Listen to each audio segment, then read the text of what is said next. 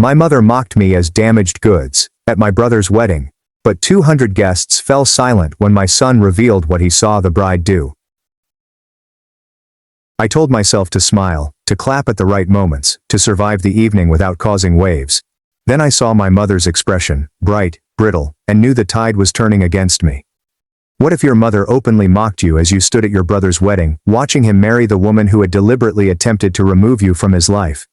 That day, everything fell apart for me. I will never forget the horrifying events that unfolded when my naive 9-year-old son revealed the bride's deepest secret during the reception. Call myself Maya Carter. I'm 33 years old, and I can honestly say that I never imagined the wedding of my brother Daniel would turn out to be the most embarrassing day of my life.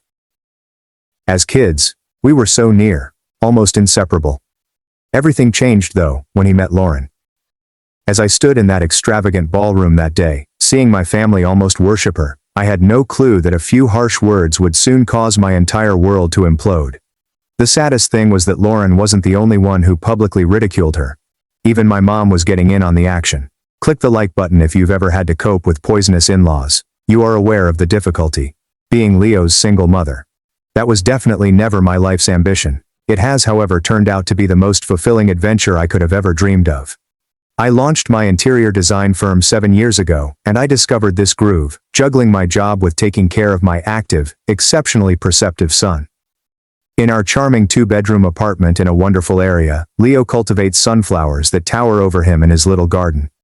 Even though it has its flaws, our life is unique. I was 8 months along in my pregnancy when my ex-husband Leo abruptly left, and we started from square one in constructing it. Claimed he was unprepared to be a father. Is that unbelievable to you? Just 3 years separated Daniel and me as we both grew up in a middle-class Boston suburb.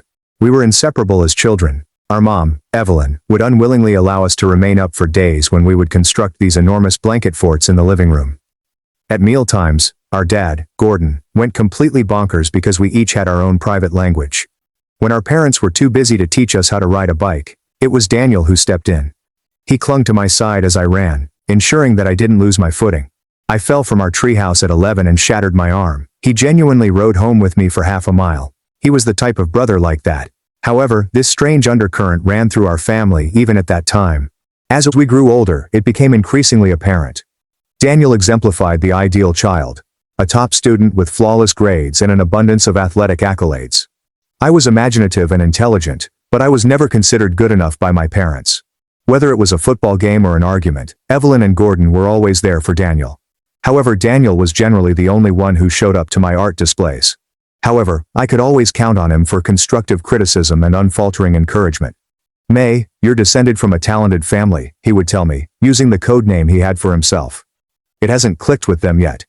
Daniel attended law school after finishing college and is now a corporate attorney at a highly esteemed firm. After attending art school and working for a few companies, I decided to strike out on my own. When Leo showed up, he disappeared without a trace. I could always rely on Daniel. As a single mother, he assisted me in relocating to my first apartment. Put Leo's crib together. So that I could get some rest, I even worked night shifts while the baby was still a newborn. He'd say that's the purpose of having siblings. Getting Leo rocked at 3 in the morning. Teamwork is our strength. Was from the beginning. I recognized that Daniel. After that, Lauren was invited to Sunday supper at my parents' place by Daniel some 19 months ago. In the traditional sense, she was beautiful. She was tall, blonde, had a radiant smile, and had perfect style.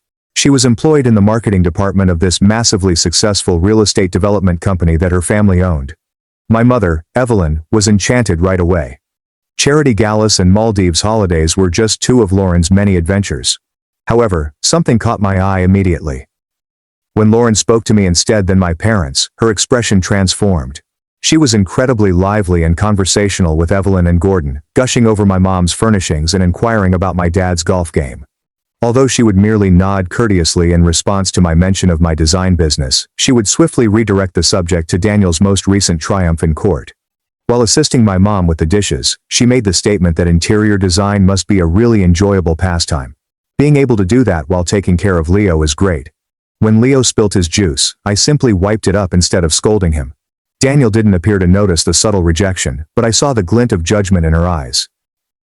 "Your son seems a bit undisciplined," she murmured to me later on while we were alone in the kitchen. "You are aware that children require clear limits." I felt a knot form in my gut. I did my best to give Lauren a pass despite these warning signs. Perhaps meeting Daniel's family made her nervous. Perhaps her wealthy background prevented her from understanding the challenges that my single mom faced. In an effort to forge a bond, I went so far as to extend an invitation to lunch, just the two of us. But there was always an excuse for her. Work gatherings, salon visits, and committee work for good causes. Leo, bless his generous spirit, couldn't contain his enthusiasm for his new aunt. His best second-grade calligraphy read, "Welcome to our family," on the handmade card he prepared for Lauren. She handled it with 2 fingers as if it were tainted and set it away without opening it when he gave it to her at another family dinner. Seeing the genuine compassion she lacked for a helpless child hardened my heart as I saw his little face crumble. "My Aunt Lauren doesn't seem to enjoy my artwork." On the way home, Leo asked me, I said. I informed him, my voice quivering with emotion, that some adults just fail to appreciate the unique value of children's artwork. "My opinion is that museums should be the permanent homes of your drawings." Daniel was already utterly enchanted by Lauren when I attempted to express my worries to him. "Maya, you're just not giving Lauren a chance." "Lauren comes from a different world," he continued, his voice unusually icy. Although I had my doubts about her efforts, she insisted that she was doing her best. Daniel proposed to Lauren after just 6 months of dating, and I watched my brother go through a painful metamorphosis from the supportive, kind man I'd known my whole life into someone who put Lauren's feelings and opinions ahead of everything else, even his own family. A diamond ring that must have cost 4 months of his pay was presented to her at our parents' anniversary dinner as an announcement. My mom let out a squeal of excitement, my dad gave Daniel a pat on the back, and I gritted my teeth into an attempt at a smile that seemed like it may burst my face. I spent 2 weeks' worth of my grocery budget on a new dress, determined to fit in with the crowd of socialites and corporate lawyers. Leo wore his first little suit. Her tight smile and vague wily spoke volumes. The engagement party was held at the country club where Lauren's family were long-standing members. We couldn't afford fancy hairstyle products, so he slicked his hair down with water. At various points throughout the evening, people introduced me as Daniel's sister, but never once mentioned my name or profession. Lauren would step in whenever a few guests found out I was an interior designer and wanted my business cards. "My friend Bianca does the most incredible commercial spaces. You should definitely talk to her." The wedding planning started right away with a target date just 7 months away. Maya clarifies that she only does small residential projects, but her tone makes it sound like I decorate dollhouses instead of actual homes. Lauren engaged a high-end wedding planner who gave me the silent treatment when I proposed some cost-cutting flower arrangements. "We're not on a budget," Lauren said flatly. "Daniel and I want the best of everything." I noticed that she said "and I," but it seemed like she was the one making all the decisions. My brother, who was once very opinionated and independent, now takes Lauren's word for everything, even down to the font on the invitations. "Maya, Lauren thinks it would be better if you focused on helping with Leo during the wedding. She's having her sorority sisters as bridesmaids, and it would be uneven to have you stand up too. Traditionally in our family, siblings were always part of the wedding party." When I casually asked Daniel who his groomsman would be, he looked so uncomfortable. After that, I nodded as if it weren't a slap in the face, and I sobbed in my bathroom with the water running so Leo wouldn't overhear me. It seemed like I was gradually losing my brother, and the bridal shower was just another humiliating experience. I was seated at a distant table with distant cousins I barely knew, while Lauren gushed over every present until she reached mine, a handcrafted photo album I'd spent weeks making with spaces for wedding photos and honeymoon memories. Oh, how crafty. Lauren's mother had rented a private room at this exclusive women's club, and the attendees were mostly her friends and family. My mom, Evelyn, was seated at the head table. While mingling later, Lauren accidentally bumped into me, spilling red wine down the front of my cream-colored dress, the only nice outfit I had for these events, and saying, "Oh no, what a shame," she dabbed ineffectually at the spreading stain. "Wine is impossible to get out." She swiftly set it aside for the next gift, an expensive crystal vase that elicited genuine excitement. "You need to change at home." Despite her worried remarks, her expression was very different. As the weeks went by, Daniel grew increasingly aloof. More often than not, our weekly coffee meetups had to be cancelled. He ceased making his regular appearances to play with Leo, who persisted in inquiring about Uncle Daniel's arrival time. Immersed in the joy of their son marrying into such a wonderful family, my parents failed to notice a thing. Just 2 weeks before to the big day, Leo poured his heart and soul into creating a unique drawing, a portrait of our family, to be given to the happy couple. He painstakingly colored Daniel in his legal suit, Lauren in her princess gown, himself in his beloved dinosaur t-shirt, and me holding hands with each of them. "This is to help us keep in mind that we are now all family," he said. He seemed quite serious. We used a plain wooden frame and I assisted him in framing it. To make it stand out, I applied a coat of golden paint. Lauren put it under the table after saying, "How sweet," when we presented it to her at the rehearsal dinner. I witnessed her later, when she believed nobody was looking, throw it into a pretty garbage can by the restaurant's entrance. Suddenly, my heart sunk. Unsure whether to tell Leo the truth or let him think his present was hanging in their new condo, I took it out of her sight and stashed it in my car. All night long, I debated whether or not to show up to the wedding. However, I loved my brother no matter what, and I was aware that my leaving would cause a breach in our family that may never mend. In spite of Daniel's inability to perceive how his fiancée was cutting him apart from those who loved him deeply, I resolved to continue on with dignity and support him. I reassured Leo. "We'll just go for the ceremony and maybe a little of the reception," as I tucked him up. "Uncle Daniel will be pleased that we showed up, and that's the most important thing." Leo mumbled something about getting to see how Lauren liked his other sketch, which he had created specifically for the bride to receive on her wedding day.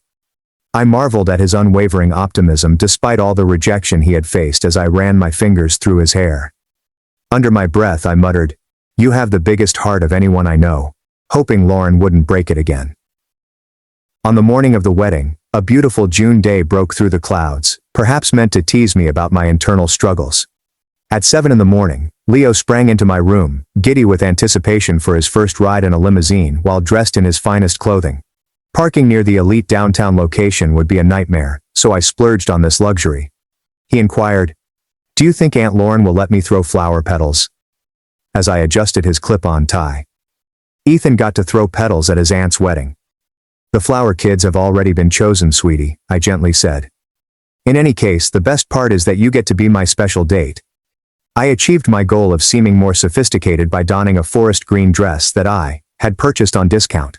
The bride and her attendants were meant to steal the show, therefore the dress was understated yet beautiful. Curling my hair into a ponytail, I delicately applied my makeup and slipped on my one and only set of quality earrings. Silver drops that Daniel had given me for my 30th birthday. St. Catherine's Cathedral, a grand stone building with high ceilings and magnificent glass windows, had a 2-year wedding waiting list when the ceremony was being placed there. A last-minute booking was made possible by Lauren's father's hefty donation. According to the invitation, we were to arrive 1 hour before the family members. Florists were making last-minute modifications to intricate arrangements, wedding planners were helping set up equipment, and the church steps were already bustling with activity. Leo clung to his newly completed drawing, which he had stashed in a folder. He spoke to a tuxedo-clad usher and said, "Where do we put the presents?" The guy responded, "Gifts go to the reception venue," without even looking at us at all. I indicated by nodding that they were members of the family. I was taken aback to see that the majority of the front pews had already been reserved by the wealthy bride's family as we entered the church, despite the notice saying, "Right side of the church, please." At our side, a clipboard-wielding young woman stood. "I assume you're Maya," her list was double-checked. "Row 12 is where you and your son should be." Perplexed, I went back and repeated row 12. "The groom's sister, though, it's me." Her compassionate expression told me this wasn't her choice. I was given those specific seating arrangements. She hesitated because the front rows are reserved for grandparents and parents. Relatives with special needs. Relatives with special needs. Despite the sharp pain of the difference, I nodded and escorted Leo to our designated seats, which were so far back that we would have a poor view of the ritual. We were just getting situated in when Lauren's extended family started to show up. We looked across and saw what seemed like distant relatives sitting in front of us, as well as great aunts and cousins. My parents showed up right away, and we were shown to the front row. Even though she was wearing a brand new expensive clothing, my mother failed to search for me. As they accepted the groom's congratulations and looked so delighted, they were completely engrossed in their job as his parents. It was as if I had vanished into thin air. In and of itself, the event was stunning. Lighted by candles, the chapel shimmered. A string quartet provided the musical accompaniment. Daniel was happier then. I had seen him in months as he took his seat at the altar. A wave of mixed feelings washed over me. Elation for him, melancholy over our increasing physical separation, and persistent concern for the woman he was selecting. Lauren walked gracefully into the room on her father's arm, wearing an extravagantly priced gown crafted from silk and lace. I was moved to tears by the expression of pure love on my brother's face as he watched her approach. Even from our faraway seats, her radiant beauty was plain to behold. With his little hand in mine, Leo leaned against me as we exchanged vows, occasionally mumbling queries about what was happening. He gave me a little squeeze as we were officially married. "Now she's officially our family, isn't she, Mom?" I whispered back, hoping that Lauren's heart might soften toward us somehow now that we were officially family. Those dreams were swiftly dashed when they saw the reception line following the ceremony. At last, we arrived at Lauren's mother drew Daniel away from the newlyweds for photos after he gave me a brief, distracted embrace. I was invited to air kiss Lauren's chilly cheek by her own hand. I said with a friendly tone, "Congratulations," intent on beginning anew. The ceremony was just stunning. She responded, "Thanks for coming," but her gaze quickly shifted to the guests behind us. Leo attempted to present her with his drawing, but she paid him no attention. "I made this for you," he said, his voice petite but resolute. "Put it with the other gifts, sweetie," she said, avoiding eye contact. "We have to take photos now." I escorted a disappointed Leo away and placed his drawing back into its folder. The reception took place at the Belmont, the most posh hotel in town. Despite the June date, the ballroom was decorated with crystal decorations, white flowers, and real ice sculptures on each table, creating an enchanting winter wonderland theme. I assured her I would give it to her later at a better time, but I wasn't sure that time would ever come. I took a glass of champagne because I needed a little liquid courage to get through the next few hours of adult conversation and the complete absence of children. Leo was instantly bored by all the grown-ups and the lack of children around, so I sat him down next to a window so he could at least watch the boats on the river. The cocktail hour was in full swing when we arrived.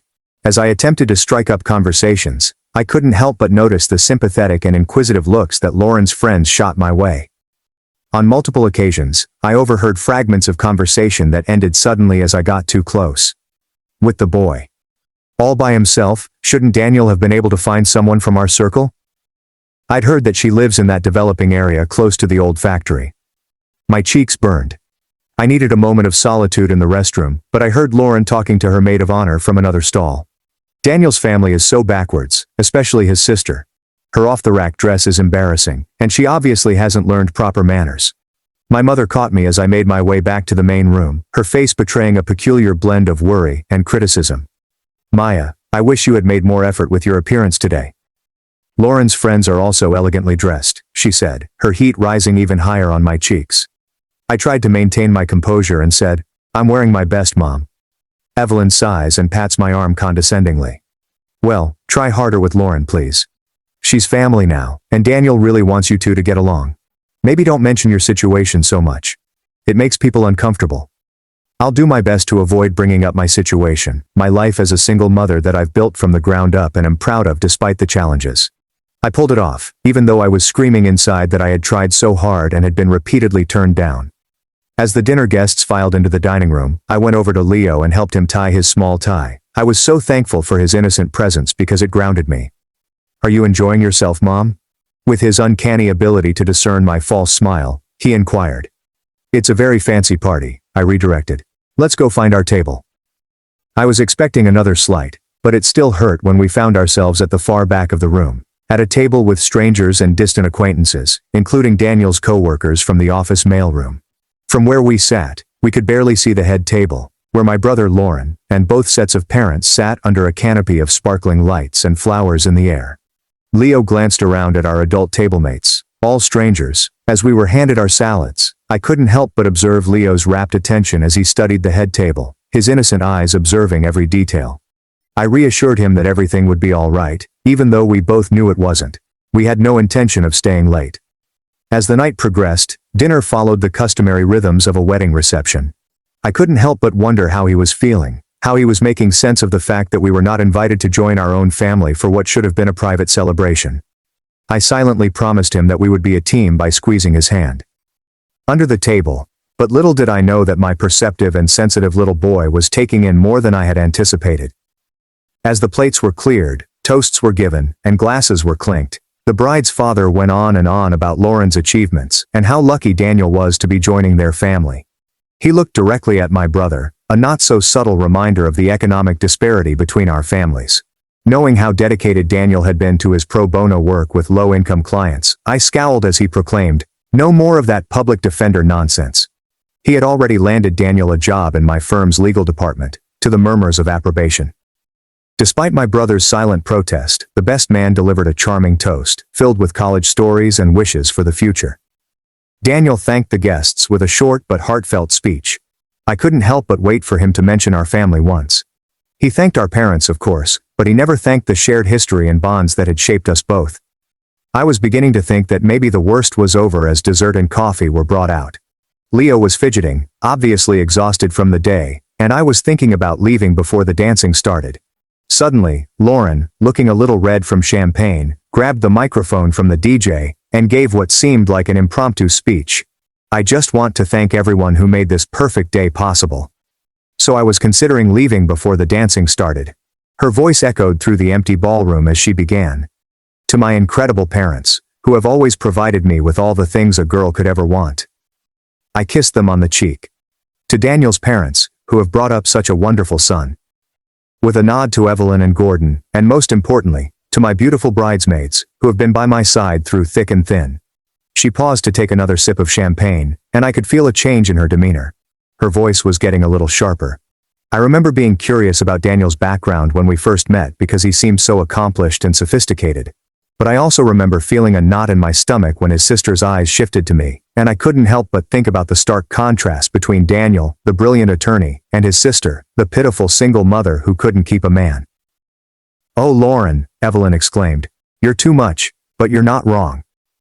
The room fell into a shocked silence as everyone looked at me. Leo looked up, confused by the sudden tension. Then, to my horror, my own mother laughed, a bright social laugh that sliced through the silence like a knife. "Maya has always been our difficult child. She's like a bargain model with a worn label. Pretty close, but not quite what you'd want on show." Guests couldn't decide whether to laugh at the awkward situation or be shocked. "I just believe children deserve a proper family," Lauren continued, her voice betraying her sincere concern. "Not to be raised by someone who clearly has such poor judgment in both men and life choices." More laughter, louder this time. I sat frozen, the humiliation consuming me like acid. "Oh, no worries. Everyone knows it's true. I'm just saying what everyone thinks." I should have stood up then. My hands were shaking so badly that I had to clasp them in my lap. I couldn't bear to look at Leo's reaction to this public desecration of our family. Daniel, commendably, appeared uncomfortable, whispering something to Lauren, who laughed it off. My brother's wedding had turned into my public disgrace. I should have taken Leo and left with whatever dignity I could muster. But astonishment had paralyzed me, and I remained pinned to my chair as tears threatened to spill over. The DJ attempted to step in, sensing disaster. "We all know who got the good genes in that family." "Sorry, Maya." As the crowd's attention shifted to the dance preparations, I felt a small hand on my arm. Leo looked at me with a mix of confusion and determination. "Okay, let's get the first dance started." Would the newlyweds mind coming to the dance floor? Lauren gracefully handed over the microphone. "Mom, would you let me use the restroom?" He spoke softly, and I responded mechanically, scarcely able to comprehend his words through my shame. "It's just past the dessert table." He nodded gravely and silently left the table. Daniel and Lauren came out onto the dance floor to the sound of a love ballad, and I watched through blurry eyes as they started to sway to the music. Lauren whispered something into Daniel's ear, causing him to smile, and I sat there trying to collect myself, debating whether to follow him or simply continue walking out of the venue altogether. Leo had somehow climbed up beside the DJ and was reaching for the second microphone as the song reached its chorus. My brother, who had sat silently through my public evisceration, now appeared entirely content in his bubble of newlywed bliss. Apologies, everyone. The music kept playing, but everyone's attention was fixed on the stage. Lauren and Daniel paused their dancing and looked up in bewilderment as the DJ, engrossed in controlling the music and lights, failed to notice until Leo had already turned it on. My son's distinct voice echoed through the ballroom speakers. Although he was the center of attention for hundreds of adults, Leo kept his voice steady and continued, "I know something about the bride." Suddenly, the room fell silent as the DJ, visibly embarrassed, cut the music mid-song, leaving only Leo's voice echoing through the vast space. I stood up from my seat, uncertain whether to rush over to him or listen to him, but something about his quiet determination made me pause. During their trip to the Green Hills Mall 4 weeks ago, Leo made it plain that he saw Aunt Lauren while shopping for Uncle Dan's wedding present. My mother was out purchasing a picture frame next door, and I was playing in the toy store, so she missed me. Oh my goodness, what did he see? When we were at the mall, I made sure to keep an eye on Leo. Something caught his eye through the store window leading to the main concourse. Uncle Daniel wasn't the one Aunt Lauren was seeing. Unconcerned, Leo proceeded. As they kissed, they stood along the fountain. A long, passionate kiss, like the ones you see in movies, where the lovers cling desperately to one another. The entire ballroom resounded with gasps. A white flush had spread over Lauren's face. Standing still by her side, Daniel's expression was unintelligible. A man with short beard and dark hair wore a blue jacket with patches at the elbows. He turned over the key to Aunt Lauren and gushed, "Can't wait for next weekend." Aunt Lauren assured him that it would be their own retreat. The description was instantly recognizable to me. Eric, who was Lauren's college sweetheart. During our first forays into sisterhood, she showed me a photo and told me that even after breaking up, they stayed close friends. I kept quiet when Leo ended, his innocent gaze darting across the audience. The adults had told us it was impolite to interrupt, but the bride had interrupted my mom, so I figured it was fine now. The whole reception area fell silent in shock for a split second. Then a number of things occurred simultaneously. Lauren ejaculated in vehement rejection. "That is not true. The spoiled brat is just making things up." A look of distrust hardened Daniel's features as he turned to her. "You were with Eric 4 weeks ago, Eric." With a face flushed with fury, Lauren's father rose to his feet. "Do not hesitate to remove that child from the stage. It is defamatory." Just moments ago, my mother Evelyn had been laughing at my shame, but now she was looking with dawning terror at Lauren and Leo. Personally, I managed to shake off my paralysis and dash over to the stage. Not to silence Leo, but to shield him from the chaos that was erupting around us. Leo cast a serious glance at me as I made my way to the stage. "Was what I said incorrect, Mom?" In spite of everything going on, his harmless query cut through the mayhem. He hopped down into my arms as I held him tight, his little body warm against mine. I whispered, "Honey, and you spoke the truth." "That child is disturbed," Lauren said, her protestations resonating throughout the ballroom. "He needs professional help," she yelled, her formerly flawless makeup now marred by angry tears. Though Daniel's expression betrayed him. "Daniel, you can't possibly believe this nonsense." A more severe and calculated shock had replaced the first. His face when he interrogated an adversarial witness in court. "You mentioned that spa retreat with your mom 3 weeks ago," he whispered. His words cut through the increasing mutterings of the attendees. "It was a spa weekend," Lauren adamantly stated, seeking support from her mother. Lauren's mom gave a strong nod in agreement. "I think so." Throughout the whole weekend we hung out at Liz. Daniel swiftly reached for his phone, his fingertips skimming the screen. "I find it amusing that you shared images from that weekend with Lise. However, last week I tried to schedule a couple's massage by calling, but they informed me that they were closed for renovations for the entire month." The women's faces lost their color. Leo and I had already found a peaceful nook far from the hub of activity. With wide eyes, he watched the event unfold as he leaned on me. "I saw Aunt Lauren's buddy, so why is she so irate with me?" He seemed really perplexed as he asked. I attempted a delicate explanation since that individual wasn't merely a friend. Plus, she was meant to be married to Uncle Daniel, not kissing him. As he thought about this, Leo's brow wrinkled. Like Jack in my class, she was being deceitful by taking more cookies than we need and then lying about it. Almost exactly that. A lot more seriously, I agreed. As for Lauren, her defense was starting to fall apart at the head. Attempting to regain control, her father used the same strident tone he likely employed at board meetings. "I can't believe this. This lovely day will not be spoiled by a child's wild fantasy. Let us all go back to our seats, please. Please, DJ music." But by then it had passed. Guests began to gather their bags, knowing that the wedding reception, which had been meticulously planned, had fallen into a state of whispers. Another voice suddenly joined the fray. Standing up from his place at the head table, Tyler, Daniel's best friend and best man, said, "Dan," his voice tight with obvious embarrassment. "You have to know that approximately a month ago I witnessed Lauren leaving the Park View apartments on 7th Street with a man who fit that description." "The Park View," Daniel repeated with a hollow voice. Isn't that where Eric lives now? Lauren's expression of pure hatred toward Tyler would have weakened a weaker man, but he stood firm, his loyalty to his friend finally triumphing over his reluctance to become involved. You too, Lauren hissed.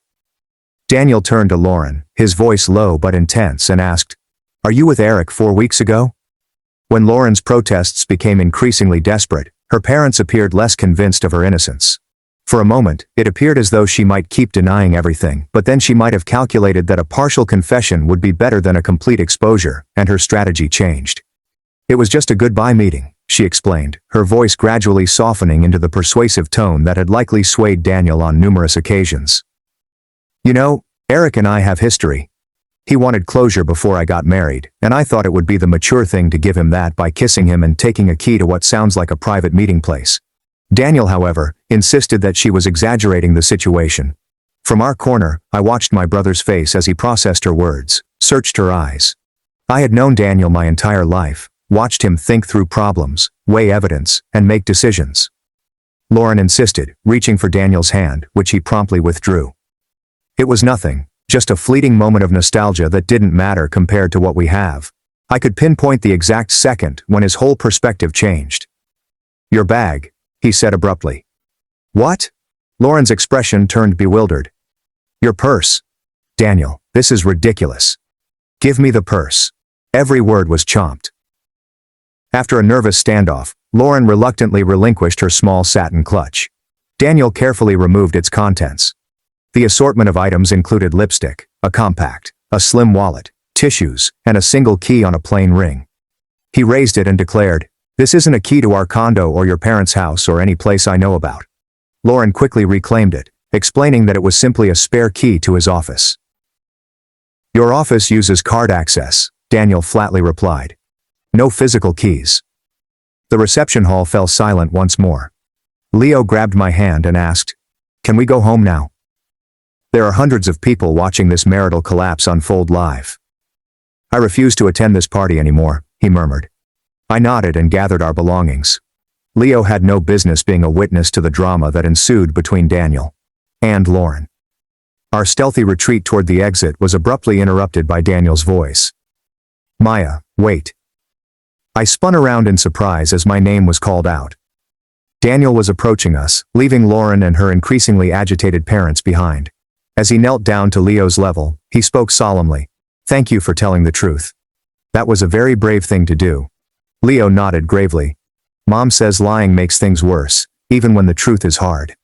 "My sister was right." Daniel agreed, his voice heavy with emotion. "I should have remembered that too." He stood up in front of me now. It had been months since we had a good look at each other, but now I could see the familiar face of the sister he had grown up with, the values we had shared, and the bond that had been temporarily overshadowed but not broken. "Maya, please accept my deepest apologies for my blindness to the situation and my complicity in your mistreatment." Just as I was about to reply, Lauren's father materialized from behind Daniel, his expression betraying his barely contained displeasure. "This is outrageous," he snarled. "You're going to allow a child's imagination to derail this wedding, which we've invested over $101,000 in? Obtain your bride again. Let us conclude this reception and resolve any confusion in private." Turning slowly, Daniel faced him. "Respectfully, sir, I think we've moved past misunderstandings now. What on earth are you getting rid of?" The elder man made a request. "Our firm's future, including yours and Lauren's. Make connections that could shape your professional destiny." An angry, resolute grin spread across Daniel's face. Now I'm starting to realize the bigger picture of what I would be giving up, and the far more valuable things I've already risked losing. Back to me, he swiveled. "Bring Leo back to your house. Tomorrow I will give you a call, I assure you." The last vestiges of the constant bickering died out as Leo and I finally left the room. Leo raised his weary eyes to meet mine in the serene hotel lobby. He repeated his question, "Mom, did I do something wrong?" with a hint of doubt in his voice. I bent down and embraced him tightly. "My darling, no. You were courageous and truthful in what you did. Every once in a while, it takes a genuine individual to remind us grown-ups of the value of truth." He rested his head on my shoulder while we awaited our automobile, as if content with this explanation. The once elegant wedding, now a veritable battleground, faded into the distance as we stepped forward into our humble apartment, a haven of peace and tranquility based on love and honesty, rather than pretense and manipulation. Leo drifted down to sleep in the back seat of our rented limousine on the peaceful ride home. While my thoughts continued to circle back to the events of the evening, I sat next to him and delicately stroked his hair. The unexpected vindication, the humiliation, and the shock. It was overwhelming to take it all in at once. I took great care to snuggle Leo into bed after we got home, taking off only his shoes and tie. Before returning to his slumber, he awoke for a moment and said something concerning Uncle Daniel. I stood there for a long time, marveling at his gut feelings about what was right and wrong and his bravery in dealing with the challenges that come with being an adult. To him it was a whisper, "But you are the best thing that has ever happened to me." I couldn't get any sleep that night.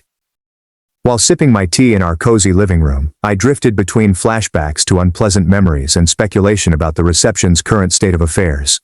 Had things worked out between Daniel and Lauren? Had the power of her family won out? There were no texts or calls when I checked my phone multiple times. A knock at the door shocked me at 3 o'clock in the morning.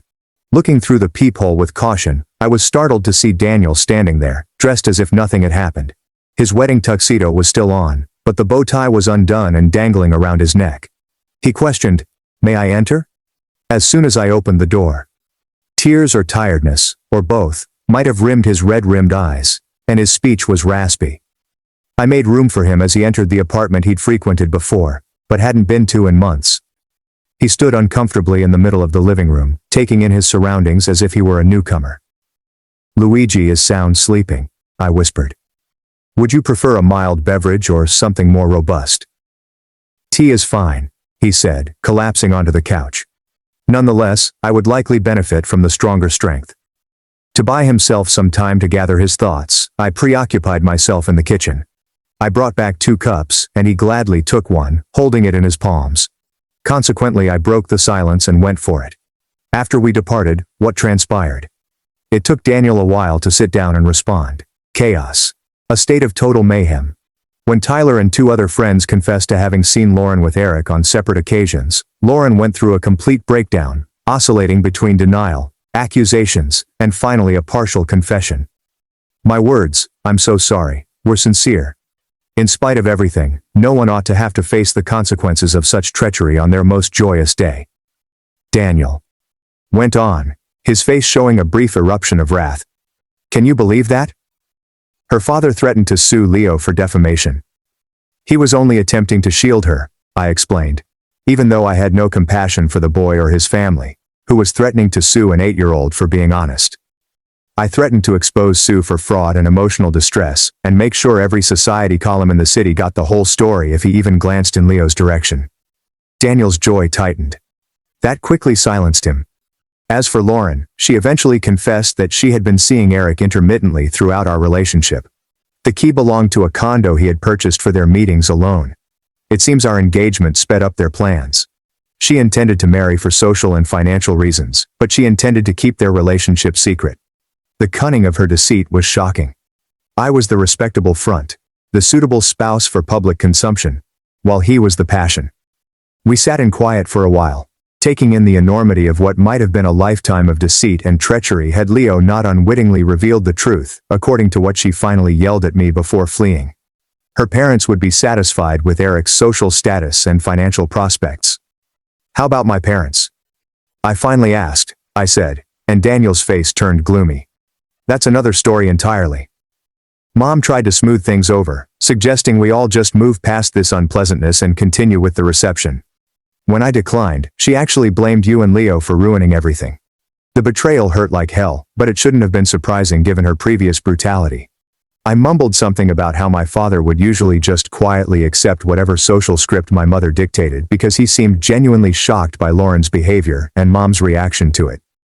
Daniel went on to say that Dad was a little better. "I warned them both that what they let happen to you this evening was absolutely unacceptable," Daniel adamantly stated, his voice thundering with intensity. "I was ashamed of them, particularly Mom, for supporting Lauren's attack on you." Unexpected emotion welled up in my eyes as I made this late defense. "There was no need for you to do that," I whispered. "Indeed I did." Daniel placed his cup on the table and leaned forward, his gaze fixed. I allowed Lauren to separate me from you and Leo because it was easier than dealing with the tensions, Maya. I disregarded warning signs because I was pleased by her attention and the approval of her family. He ran his fingers through his hair, disheveling it even more.